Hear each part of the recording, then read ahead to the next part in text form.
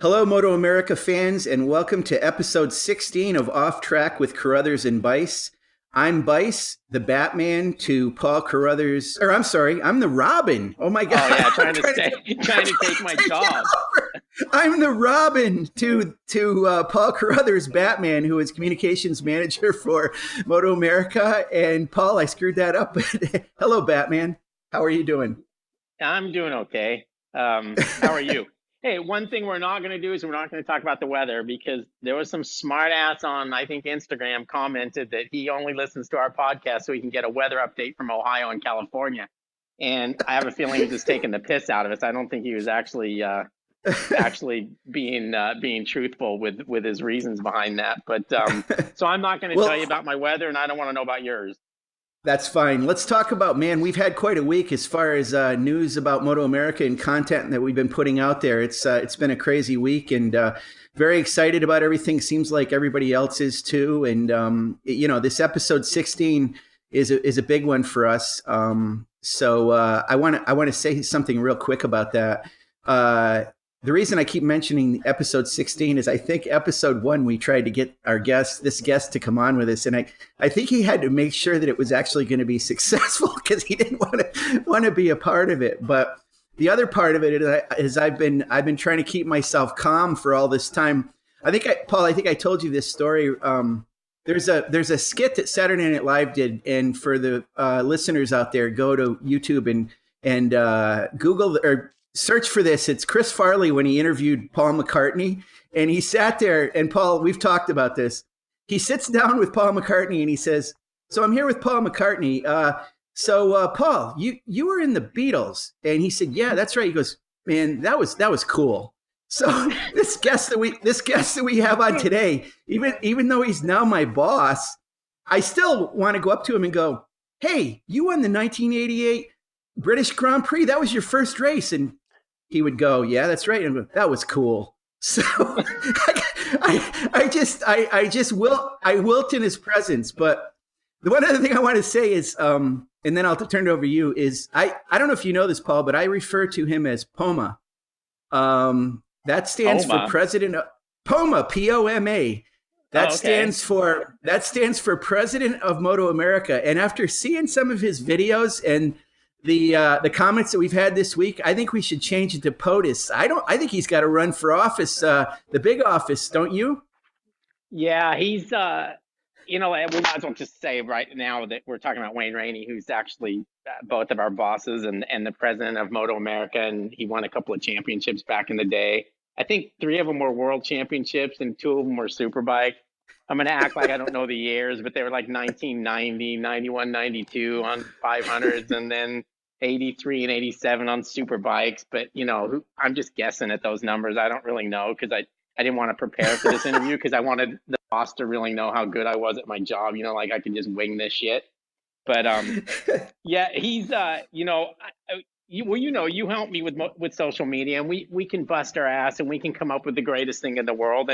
And Wayne could go on there and there could be a video of him like petting a cat or something, and it breaks the internet, and you and I come up with cool stuff, and it gets a couple of thousand views or something. So he is yeah, I mean, I don't know what it is, but people like him, and he's well respected, and obviously he's got a couple of titles under his belt. So he does some good numbers on social media. I'll give him that, and he's got it down. It's funny because when we were doing these videos this week, to announce our different TV packages, he gets a little nervous and he's like, "Oh, I don't know what I'm doing and I'm not very good at this." And I just tell him he's full of crap because every time he does it, it's successful. So he speaks from the heart, and things usually turn out well. So let's bring Wayne Rainey into the room here. How are you doing, Wayne?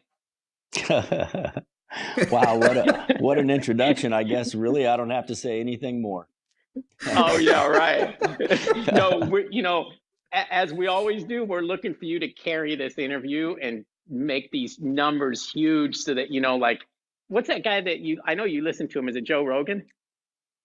Yes. He's cool so, too. If you can you get guys this are pretty show cool, but he's cool too. If you can get our show to have his kind of numbers, then we'll have you on every week. you guys do a great job. You know, it's what number podcast is this? Did you say 16? 16. Have you yep. done 16 already? This is the 16th. Is that how it works? Yeah. Wow. It's hard to believe. That's impressive. Congratulations. Thank you. I know, because we each get $10,000 a piece. So I know I went to the bank the other day and it was a pretty good little chunk of change. Yeah, the royalties alone are keeping us. Yeah, the royalties is right. We finally have some royalties on the show. I didn't see that in the budget. It's one of those hidden ones. So listen, I mean, this is I speaking for myself here, but this has just been an awesome week at MotoAmerica, because there's nothing better than being able to tell people news, and it's really cool to be able to tell them really good news. And our TV package and digital package that we've been able to put together, and I know you'll go into this a little bit, but one of the partners, Chuck Axelman, has worked tirelessly on this thing from the beginning. And I can't even imagine how much work it is, because, I'm just seeing the end results here. But I know it's been a lot of work for all of you guys. And obviously Richard Varner has made a big financial push to make all these things happen for us. So big thanks to him. But let's talk a little bit about what we've got going here. Obviously, we've told the people that we've got a Fox Sports deal, which is going to have live and same day coverage from our Superbike races. We've got an NBC Sports show that's going to be highlight and feature based, and will air a week after each event. And then we've got our MotoAmerica Live Plus, which is I'm excited about all of it, but I'm really excited about this part because it's our live streaming, and I think it's going to bring everything together. Basically, I think you guys have put together a package here that I mean, I'm not sure that anyone can complain. People will complain because they complain about anything, but I think for the most part, we've done the best job we could possibly do as far as putting this package together. So congratulations on that, Wayne, and tell us a little bit about obviously how difficult it was and how happy you are that it's turned out the way that it has. Yeah, thanks, guys. Well, back in, I believe it was July when we had our meeting with BN, and they started telling us what was kind of going on with them personally. So we immediately started searching then back in July. And like you said, Chuck Axelman, he's the one that's kind of led this for us. We would all meet, figure out, what's the strategy, who are we going to go talk to? And boom, Chuck would go out there and just, he'd come back with the information that he learned. And this went on, all the way out through, through Christmas, New Year's, into this year. And, we just basically just signed off on MotoAmerica Live Plus yesterday. So it's been full time. This is the biggest TV package that we've had for MotoAmerica. As a matter of fact, there's going to be so much TV that starting in, I think it's April, all the way through October, there's going to be MotoAmerica on Fox Sports 2 and NBC Sports Network at least once a week throughout all those months. So if our guys aren't well known by then, I guess we'll have to figure out what we have to do to, as long as the racing is good, these guys will be superheroes. Yeah, one thing, Wayne, I want to ask you, it's one thing that kind of blew my mind, and I've seen some of the comments. People haven't really understood one thing about it because we made the announcement about Fox Sports 2, and then we followed that up with the announcement about NBC Sports Network. And people are used to, like, McDonald's, Burger King, okay, they're competing brands. How do you have the same product on two different networks? People thought, oh, did I not hear correctly that it is on Fox Sports 2? And the product itself is a little different in each area, but how in the heck did you guys ever get it to work out where you've got two essentially competing networks covering the same product in a different way? But can you talk about that? Well, that's what it was. The Fox Sports 2, it's a live same day coverage. It's an hour and a half show. We have a pre-show, we have our race, and then we have a post-show with a follow-up replay within 7 days. The NBC Sports, that's called Inside MotoAmerica, that's more of a highlights, behind the scenes lifestyle.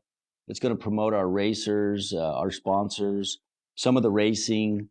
It's going to be post produced after the event, but it's really going to give our fans and customers really kind of an insight of what it takes to race these bikes, to work on them, to train, to be ready, see some of the personalities that we have, the rivalries that we have, and just introduce MotoAmerica to a new audience, and then also have something there for the fans that follow us now.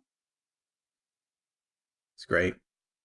And then the live streaming kind of brings it all together, don't you think?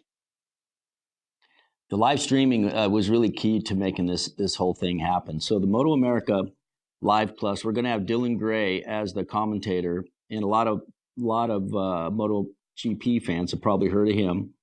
So that'd be 6 to 8 hours live on a video pass, and that'd be on Saturday and Sunday from the actual racetrack.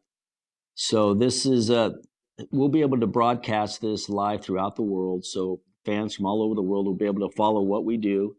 And this is really what we needed. We needed to get our racers and our product outside of our borders, so we can show everybody that, hey, the American scene is still alive and well. It's strong, it's competitive. And this is the way that we've decided to make this investment. And here we go. So, Wayne, for the fans of ours that have made comments and wondered about our other classes besides Superbike, which is obviously the premier class for our series, but Super Sport, Twins Cup, Stock 1000, and Junior and Liqui Moly Junior Cup, of course, which is hugely popular around the world. So, for fans of those series or fans that want to watch those classes, where do they tune in? How do they watch that racing?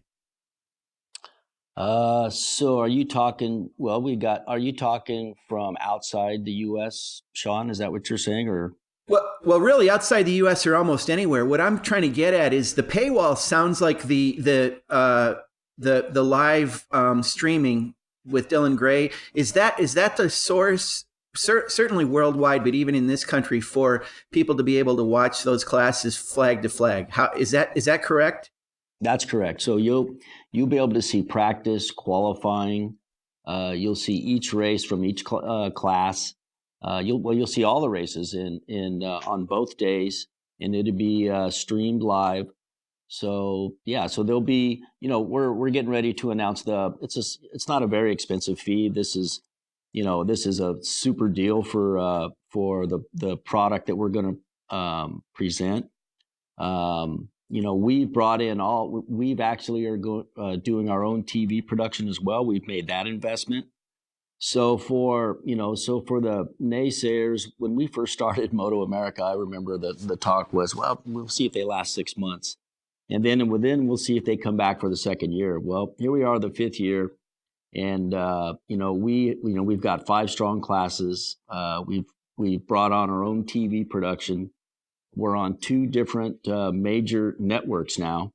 So I think, we've got a good product, and Richard Varner, he believes in this venture that we're going down the road together on.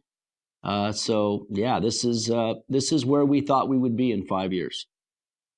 One of the things I've been impressed about from the beginning with MotoAmerica, and, I think back my background in my career is in advertising. I've worked with a lot of brands and studied a lot of brands like Target or Nordstrom, brands that are considered to be very customer centric and will do everything they can, whatever it takes for a customer. And that's one thing I feel about MotoAmerica. From the very beginning, you guys and we have listened to our fans and made steps to make it better and better and improved. And this package this year is clearly the result of hearing the customers, hearing the fans, and hearing people within the paddock, our teams and our riders as well, and giving people essentially what they want on so many levels. Would you say this is the best manifestation of that customer-centric philosophy that we have? Oh, for sure. This is, the fans have been asking for this from day one. Well, to put everything that we do to put on the event, to have the staff, to work with the racetracks, to work with our past broadcast partners. It's a huge commitment financially to do this. And so it takes time to get to this type of program that we have. But we know not a lot of the fans were upset because we were live streaming it, and then it was, I think when we first started, it was a week delay is when it was being broadcast. So from that point to where we are now, it's been difficult for a lot of our fans, but now I think we have committed to what they wanted, and they're going to be able to watch MotoAmerica live, and this is what they've been asking for. So we presented it. We got it done for them. So Wayne, looking at this year, again, it's going to be even more so. But I mean, the excitement from the TV packages has got a lot of people talking. But they were kind of talking a lot more than in previous preseasons, just about the quality of what that Superbike class is going to be. And we'll talk about the other classes as well. But I mean, when you look at the Superbike class on paper for 2019, it's pretty freaking impressive. Yeah. You know, there was a couple races last year where I really enjoyed. I got to watch how I say this. I'll just say my taste buds were watering. So the racing was so good, and it just reminded me of the commitment that you have to have, and seeing what Tony and Heron and Cameron were doing. They were racing hard to each other. They were trying to win the race, and it meant a lot. So to see them push this hard to be the MotoAmerica champion is what I'm proud of. So, now what we've done to the rules this year to try to help the non-factory teams be a little bit closer, competitive wise towards the factory bikes. I think we're going to see more guys hurrying the factory guys up. We have Jake Gagne coming back he's on a BMW, and he's had that year over there in World Superbike. So we're excited about that. We got JD riding that Yamaha that Josh Heron rode last year. So, I mean, I expect big things from JD. We got Kyle Wyman on that Ducati, which is something new. This just all came together just here the last couple of weeks. Everybody's excited about that. So yeah, it's going. The other guy that I'm kind of interested about to see if he's going to be able to step it up this year is Garrett Gerloff. I think last year was kind of a year that I don't think he thought he did as good as he thought he was going to do. But we'll see what he does this year. I know he's got the speed. He's probably got the most natural speed of all the guys there, but let's see if he believes it. Coming back for a second year like he's doing, I mean, it makes a big difference, don't you think? I mean, you've been through this before, and there's nothing like getting that first year under your belt and realizing what you need to do differently and how you need to attack that second year.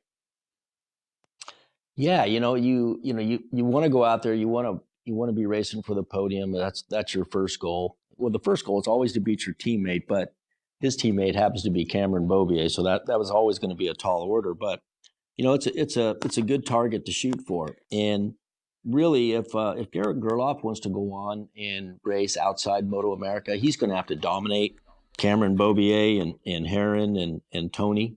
And if he can do that this year, I think this would be an easy step for him to go abroad if that's what he chooses to do. But those three names that I just said, it's not so easy.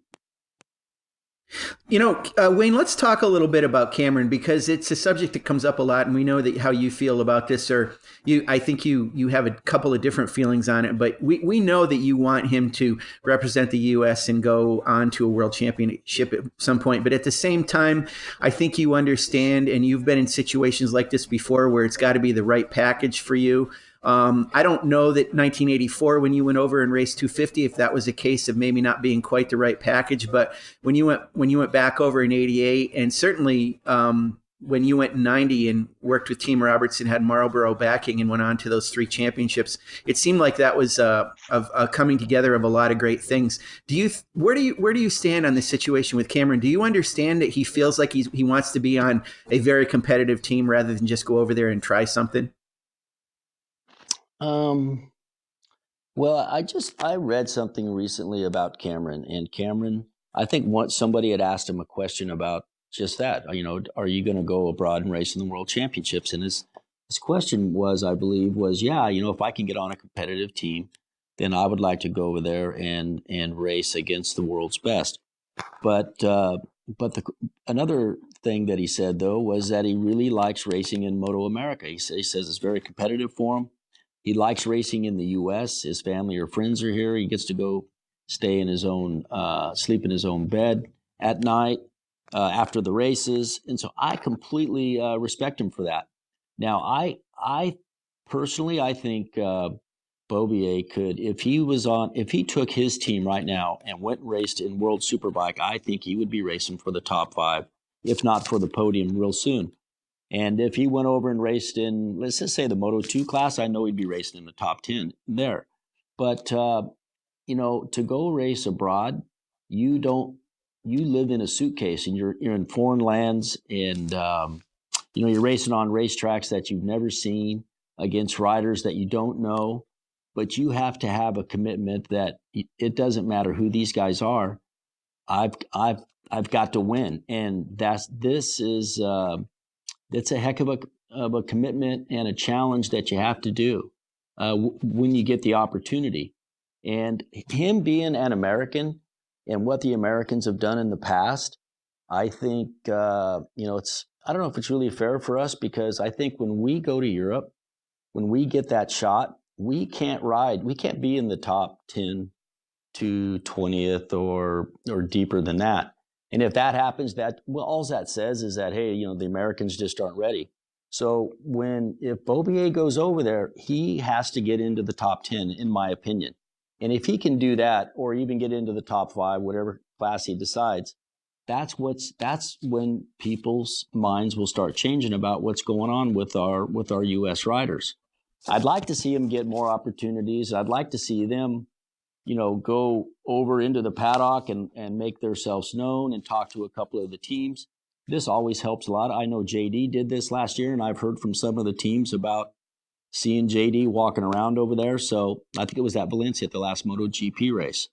So, but, we had the 8-hour race that was, Kevin and I raced in that race, and that was real good for us for our careers. And there's no reason why some of our top guys could maybe just start there.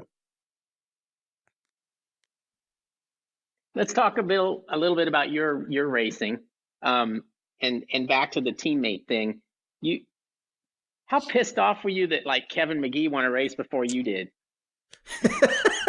Really, you had to go there, huh? Well, I know that motivated the crap out of you, and I've never really talked to you about it, so I figured, why not talk to you about it, in front of millions of people. You weenie, here we are trying to inspire my riders to try to go abroad, and you just bring up this guy kicking my butt. Well, yeah, but you know what? I still remember it. Yeah, it was a he only did it early. He didn't do it when it counted. Yeah, the Horsham Hurricane. That's where he was. Horsham. He was from Horsham, Australia, and yet I remember going to he invited us to his house one time in Australia, and this is like I hadn't even raced a Grand in the 500 class yet, but we were going over to I think it was Phillip Island to test, and so Kevin McGee invited us to his home. So we're going down these little country roads and then we start coming into this little tiny town, and there's this huge billboard, and it said "Home of the Horsham Hurricane." So I knew I was there. And they never had that in Downey, did they? Are you kidding? No, it didn't happen in Downey. So the Downey Paul, it's the Downey Destroyer, home of the Downey Destroyer. Okay, so I'm going to bring up something else you're not going to want to talk about. So Kevin McGee won a Grand Prix before you did, and that freaking Kevin Schwantz did the same thing. Now, you bottled that shit up for the rest of your career and kicked their asses. So in a way, it was a good thing, right?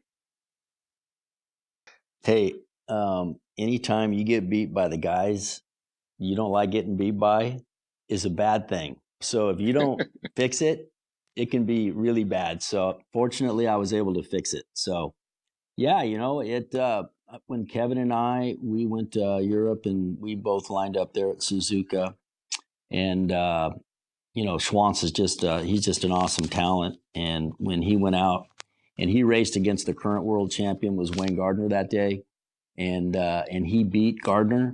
Man, I was like, wow, that guy stepped it up. And I think I ended up sixth place that day, and I was like pretty happy with my result. But when I saw what he did, man, I just went, my result is like nobody's even going to even know what that is. That's all going to be about Kevin.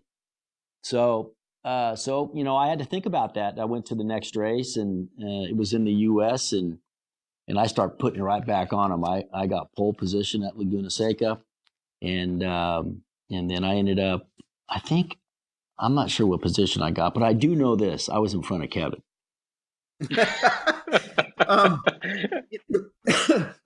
So the intro, I opened up talking about that 1988, that first Grand Prix, that 500cc Grand Prix win that you had at the 1988 British Grand Prix.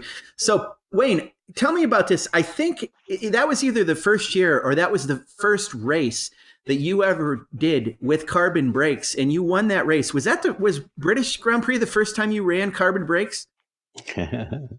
Boy, you've got all those details, don't you, Sean? Yes. So we were I don't know if we were the first one to try carbon brakes, but I do know we were the first ones to race in a Grand Prix and to win a race using carbon brakes. Yeah. So that, up until that point, it was steel brakes. They were big, I think they were 320 mil rotors, real big steel rotors, and at Donington Park, it's like the second or third turn. I think they call it Craner curves, and it's this downhill flat, and it's when it goes downhill and the surface is flat as you go down the track, it almost feels off camber. So, and as you're going, you go right and you go left, and then you get down to I don't know if it's. I mean, I could be screwing all the names up. It might be the old hairpin, maybe. I don't. They're all those tracks have names for the corners. But when we bolted on carbon brakes in practice, I went down through that area, and on steel brakes, it was just all my strength to get it from side to side on the racetrack, left to right to left. So we put on the carbon brakes, and it was like I was running off the inside of the track. It was really easy to pick the bike up, real easy to change direction. The bike. The only thing that it did, we had a little lag on the brakes because they had to build heat.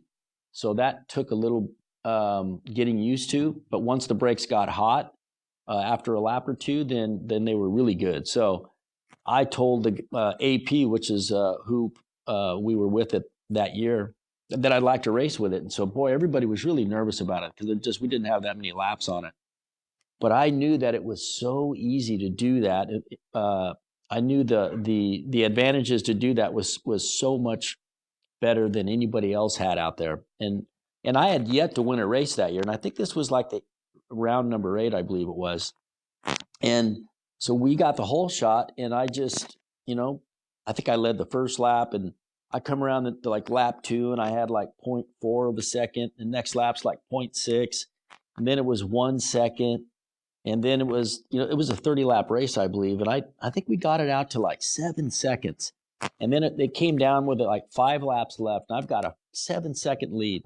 But it felt like I was just cruising around. And then I started thinking about, man, I got 5 laps to go. And that last 5 laps took 30 laps. I just didn't ever think I was going to get to the checkered flag. But wow, right now I still have a very special excitement about that first race.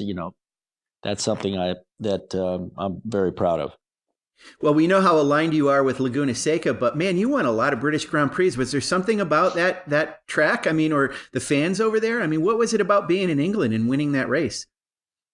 Well, that was I think I only won the British Grand Prix once, and that was that year. But the British fans, they're much like Italian fans. They're just hardcore motorsports fans.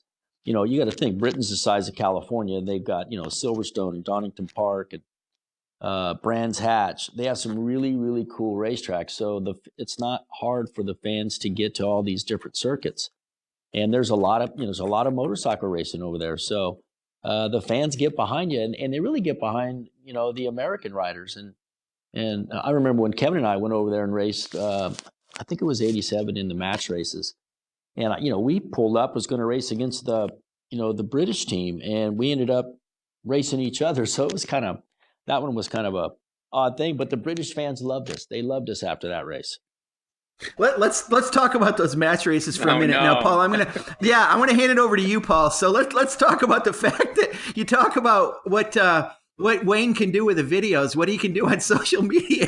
He got it going on like Donkey Kong this week. Talk about that, Paul, and ask Wayne about that for us. Well, yeah, one of the journalists over there brought up the whole match race thing. It started out where he was talking about how great British Superbike was and the greatest domestic Superbike championship in the world. And, of course, I don't agree with that. And I knew Wayne wouldn't agree with it. And some other people didn't agree with it. And next thing you know, there was kind of a little back and forth, like, U.S. versus England and how we should get the match races started again. And then the topic started to die a little bit. So I gave Wayne a little poke. Didn't take much, just a little, couple of shots to the ribs. And he just, puts out some little thing of, well, let's, I think we should, the only way to decide this is on the racetrack. And then, of course, the thing just took off again because Wayne's following is big. And anyway, so it's kind of gone from there. So, I mean, I've talked to Wayne a lot about it. And I know you're of the same opinion. I think we take our top 7 or 8 guys and put them against their top 7 or 8 guys. And I'm selling my house now, so I can't say I'd bet my house on it, but I don't know. Wayne, you'd put some money on it, wouldn't you?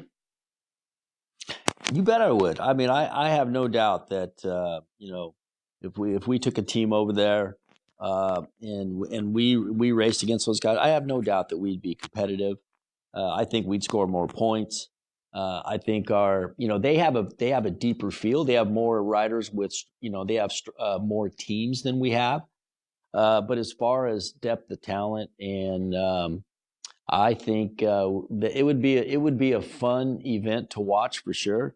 And actually, Stuart Higgs, which is the race director for BSB Superbike over there, he's also does a few races for us here in MotoAmerica as a race director.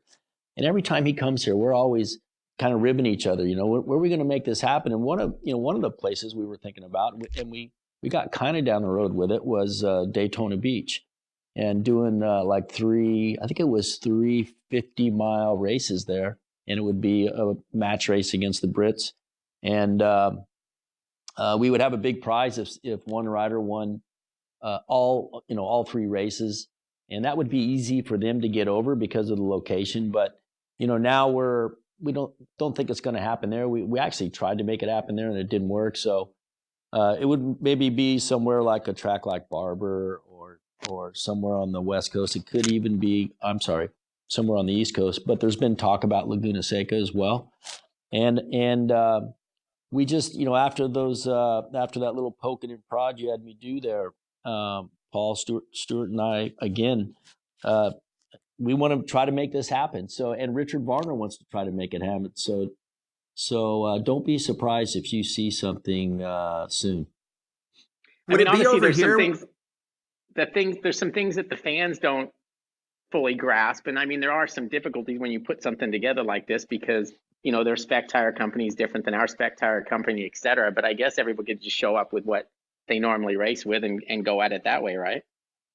That'd be we'd sort that out. That would be the least of our problems for that. I think just there's just the expense of making it happen and where's it going to work and so I think we can make the rules work, and I think we would try to make it as fair for them coming over here as it would be for us going over there, because we want to have a match race, and so you want it to really come down to between the riders, and we know the equipment's all pretty close, so I think it's be a good way for the Americans to try to build our name back up.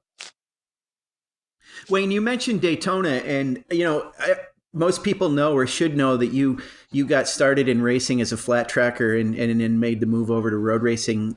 Like certainly some of our riders have done. JD Beach is an example. PJ Jacobson has done that.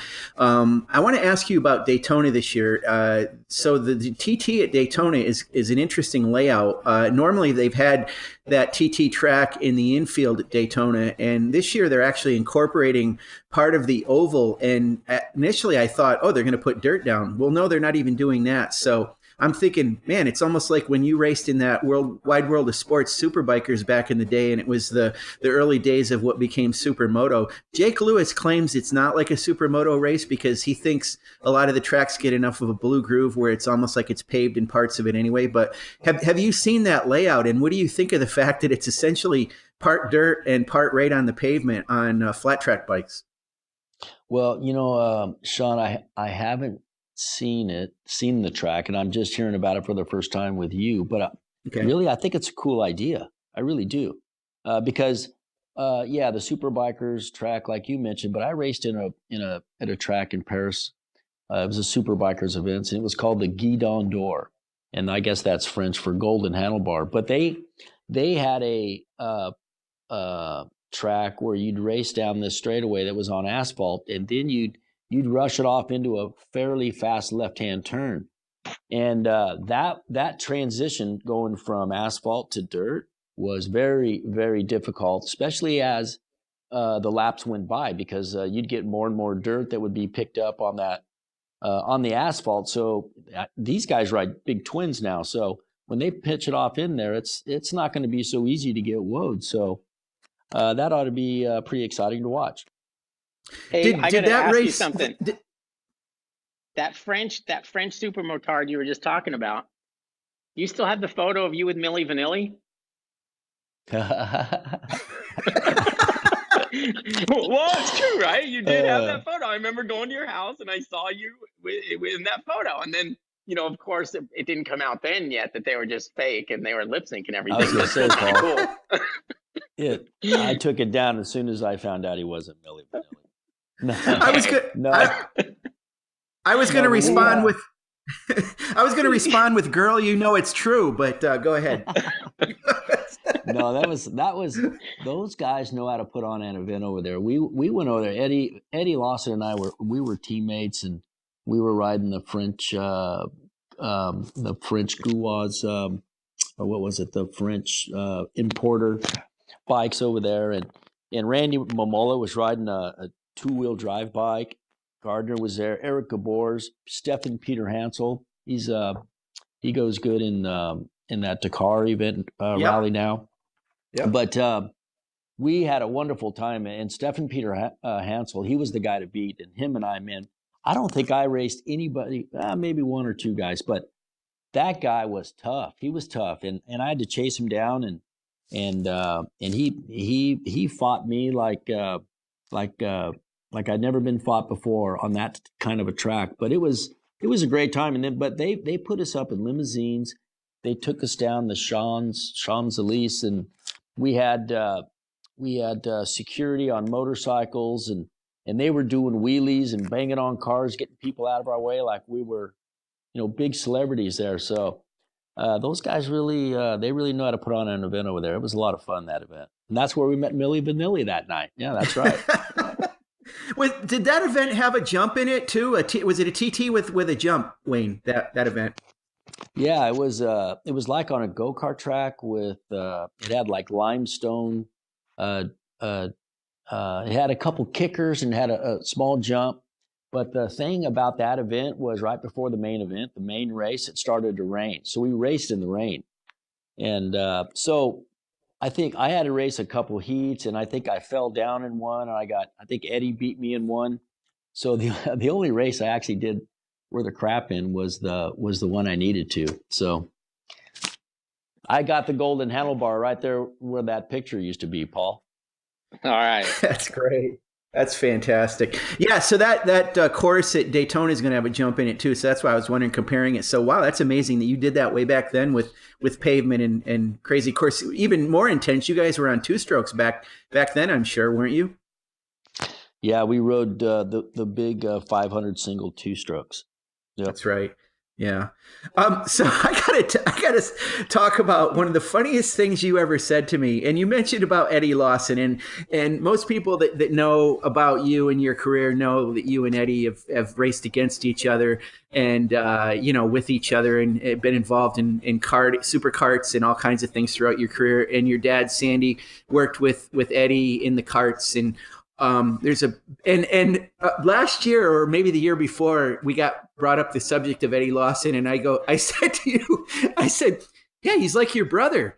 And Wayne said, well, I wouldn't go that far. And I never forgot about it, the fact that a guy that you've known this long, and it's like, well, he's still I think that means that he still was a competitor of yours. But it's an interesting relationship how you have, you almost hate these guys on the track, but you get off the track and you're cool with all of them, it seems like. And how does that work? You turn that on and off, it seems like. Oh, well, I don't think he turned Sean, it off. Well, that's well, I have to think about that because, when you're Eddie and I, yeah, we raced mini bikes together.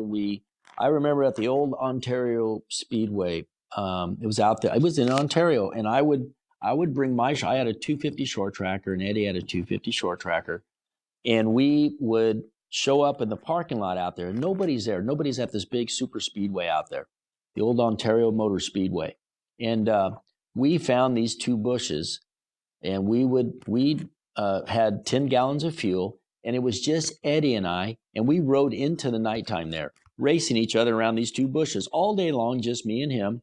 And then, of course, that's when we were having fun. We're just young kids, we're not getting paid to do this.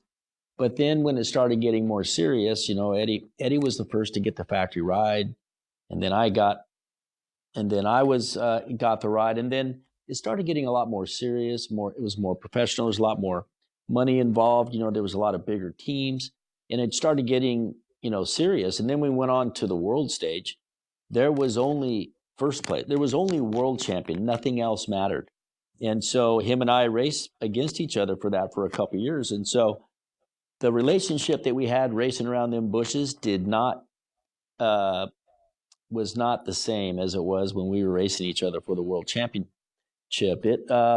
We were tough on each other, both on and off the track, and there was some hard times between us. But that's two competitive guys racing for the world championship. If you don't have that, you won't be victorious. And so after my racing accident, though, and Eddie had gone off to race, like, I think it was Indy cars, and right. then I was done racing, and then he got hooked up with my dad, and they'd built me this cart and said, hey, and I hadn't talked to Eddie since he had left the paddock when he had stopped racing. So it'd been a few years.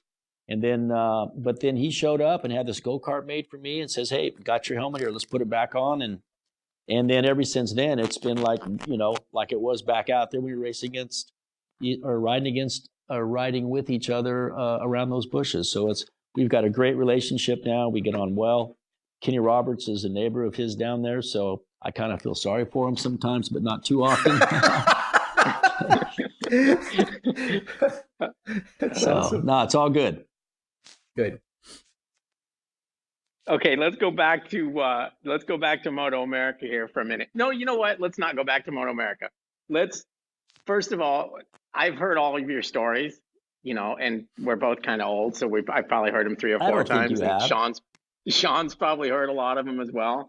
But I love the story about the little mini bike that Sandy built for you that was actually not totally legal. So why don't you tell us a little bit about that story, because it's one of my favorites, and I think the people would enjoy hearing that. Well, my dad was he built all my racing bikes as I was a kid growing up, and I always had to ride something that nobody else was riding. So there was when I was they had a class. It was for 9 to 11-year-olds, and it was considered 1 to 3 horsepower, and so I was riding a Z50 Honda. And we were racing against 120cc Tecumsehs, I think is what they were called. It's like a big lawnmower motor a big Powell mini bike. You remember what those bikes look like? But anyhow, they had a centrifugal clutch on it. But they had 120 cc's, and the torque that they had, it was just like they were killing us, smoking us. And actually, the kids that was beating me at the time was Kelly and Sean Moran, the ones that went on to race Speedway in the World Championship. But anyway, we were really young then. But one day I was walking to school. I think I was 9, and my dad pulled up alongside me, and I looked at him as I was walking. I thought I was in trouble for something. And he made me get in the car, and he said, "Don't tell your mom, but we're going testing." So he took me out of school. I was 9 years old, took me out of school. He had all my gear.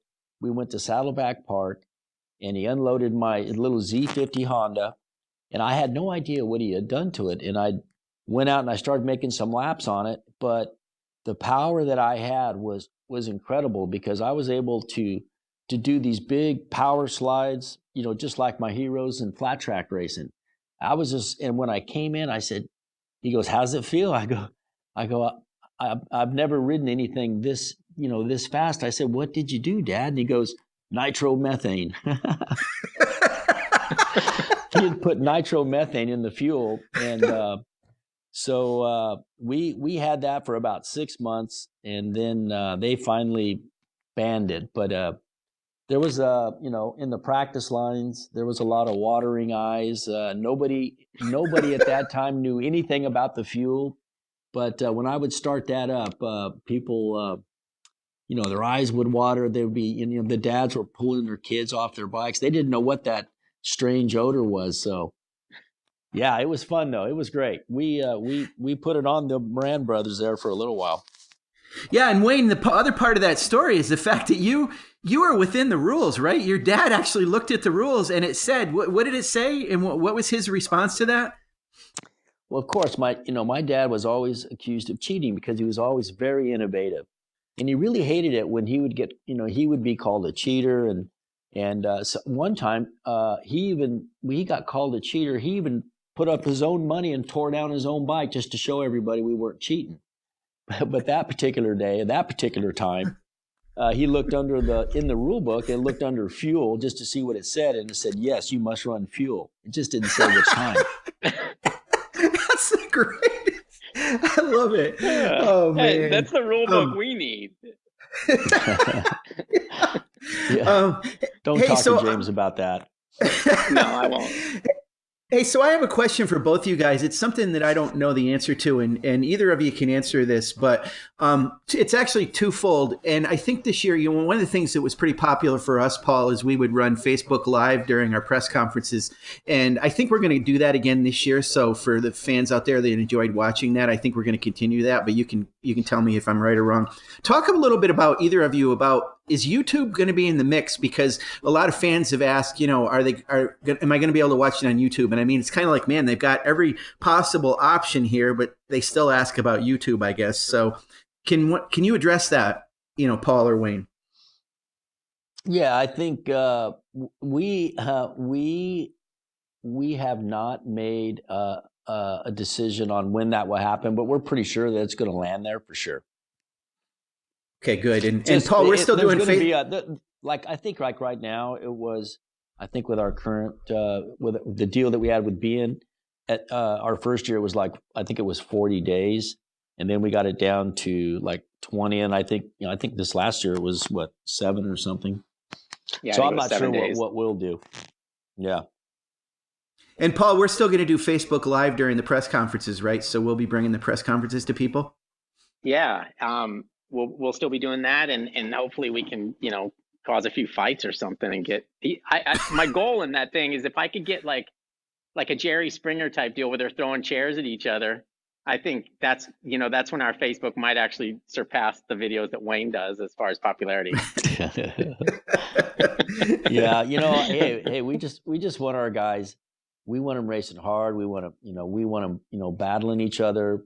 And we want them going for it, and I think the way that we have, the class structure that we have for superbikes, the way that the rules are finally now, I think, we have a very deep field. So, that's going to be pretty a pretty fun class to watch. I think the 600 class with PJ coming over here and Hayden Gillum. The level that he was at last year. To be interesting to see what he does to be even better this year. You got Sean Kelly coming for the first time for John Ulrich's team and Bobby Fong. You got Braden Ort and Corey Ventura, Nick McFadden, Richie Escalante. So there's a ton of talent in that 600 class, and that's going to be fun to watch. Let's talk a little bit about Corey Ventura, because I know you had some discussion with him and his parents and stuff last year, and I think he's one kid that you look to as like he's following the path the way that you kind of projected these kids to do by actually making that move from Junior Cup to Super Sport. And you thought he was ready for it, and you think, I mean, that's the way for these kids to go, don't you think? I mean, there's only one way you can get to be to the top, and that's to go through these steps and actually push yourself to maybe out of your comfort zone a little bit as far as moving up in class. Well, yes and no. We our Junior Cup champion Alex Dumas, he's chosen to go ride in the twins class. I totally support that. I think that's where he feels he is as far as where he is competitively and where he thinks he needs to be with him and his program. I think that's the logical choice, is go to the twins. Now, Corey Ventura finished behind Dumas last year in the Junior Cup, but Ventura has decided to go up into the 600 class. So that's a much bigger step. The level of competition is way up there, but you can certainly get some advantages of that because you can kind of see where you are, at the end of each qualifying session. So you know what you have to work on. So he's bit off a lot there. Ventura has, but I like that way of challenging himself because there's been a couple guys before him that has done that. Braden Ort did that. So I think it's going to be fine. I think both ways work. I want to talk about Liqui Junior Cup a little bit, Wayne, because one of the constant sources of delight for me in the media center is when you're in there, and when Shay, your wife, is in there, and Richard will sometimes come in, and Chuck, and we'll watch the Junior Cup, Liqui Junior Cup races, and the twinkle in your eye from watching that class of racing is amazing. And I see Shay's the same way. She follows every one of those riders, knows them so well, and I can just see that you have a huge sense of pride about these young riders. And I'm wondering does it harken back to when you started, and do you want them to, is it kind of following in your footsteps a little bit? What is it about Junior Cup with you? Well, I guess in some way, Sean, it's, this did not exist. This type of class didn't exist when I was their age. So to have this there the way that it is, this class, and that these racers, that I'm sure they have big dreams, that what they would like to go on to be MotoAmerica champion and on if they want. But it's cool though that they're able to go out there and compete. They're with they're on the big stage, and you look at all them kids and you wonder who's going to be the next one coming out of there. So that's what I watch for. I like to watch the kids. I remember the first time we ran that race. The Liqui Moly Junior Cup was a few years ago, and I remember one of the riders. He was racing for the lead, and he fell down, and he went over to the side of the track and he started crying. And I just thought, wow, that is just so raw. I mean, I really love that passion that kid had. I mean, he wanted it so bad that when he didn't get it, it just upset him. So I've been there. That's great. Yeah, Wayne's been there, except he just made every other kid cry because of his illegal fuel. No, that wasn't. They weren't crying. Their eyes were burning from the nitromethane. That's what it was. That's what I meant, Sean. Jeez. Oh, well, I'm famous for, I get the joke. Let me explain it to people that don't, because I just figured it out. Sorry, exactly. Sorry, Paul. Sorry, You're Paul. a good straight man. Yeah, that's all I am. Yeah. Okay, let's wrap this thing up. I know Wayne's got things to work on, and presidents never stop sleeping, never stop to sleep, never stop working. And Wayne's at a busy time in his off season right now. So we'll let him get back to it. And Sean, thanks for joining. And I bet are you going to be okay the rest of the day? I mean, are you just going to be giddy because you talked to Wayne Rainey, or what's the deal?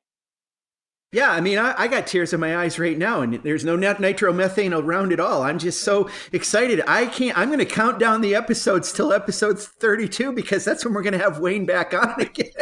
Well, we might be able to get him before then because we have a bit of pull with him. But let's hope it does happen because I was dying. It was like Christmas every day. I'm like, when's he going to come on? When's he going to come on? So it was great. Thank you, Wayne, for joining us. We had a great time, and I hope the fans enjoyed it as well. I'm sure they did.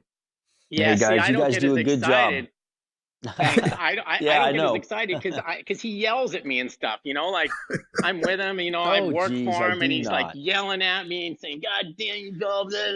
No, actually he doesn't do that. But no, that's Chuck that yells at you. It's not me. That's right. That's right. Or Chuck tells Wayne to yell at me, but somehow I get yelled at, but it's okay. Anyway, guys, thanks a lot, and thanks for the listeners for tuning in, and however you get these podcasts, however you choose to do it, just continue to do so, and they will continue to be available for you on Saturday mornings. And you guys take care and have a good day. Thanks, guys. Thanks, Wayne. Good Thanks, job. Paul. See you.